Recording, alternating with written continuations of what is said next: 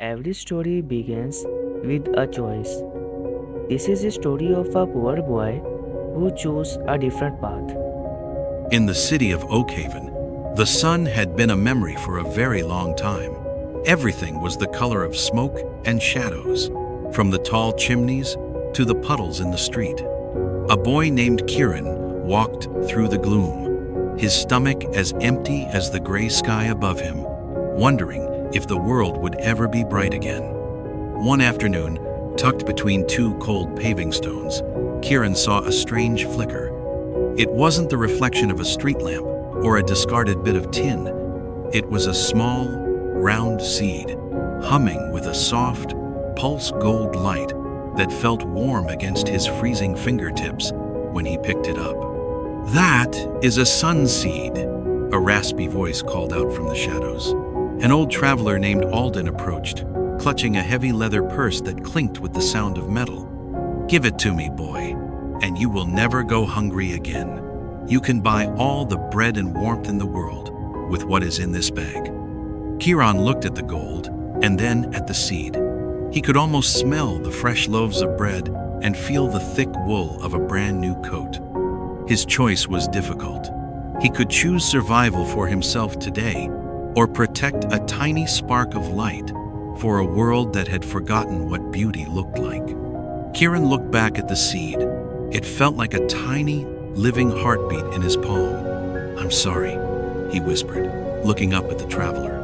He pulled his hand back, tucking the seed safely into his pocket. Alden didn't look angry.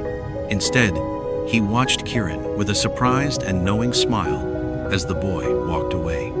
Kieran found a patch of earth in the center of the town's highest, most forgotten park. The ground was frozen and stubborn, but he didn't give up. He used his bare hands to dig into the cold dirt, whispering a promise to the seed as he gently placed it into the dark, quiet earth. Days passed, and then a miracle happened. A tiny sprout broke through the frost, but it didn't look like any plant Kieran had ever seen. It didn't need the sun to grow. It created its own.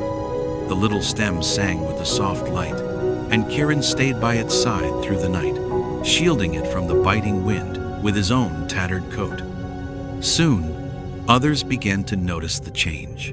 A girl named Mina, who had lived her whole life in the gray, came to see what was glowing on the hill. She didn't try to take the plant or mock the boy. She simply sat down beside Kieran, and together they watched the shadows retreat from the golden glow. The tree grew faster than any forest oak, its silver branches reaching for the clouds. Its leaves became lanterns that never went out, casting a warm, honey-colored light across the entire city. As the light spread, the heavy gray mist began to lift, revealing colors, reds, blues, and greens that Oakhaven had lost for 100 years.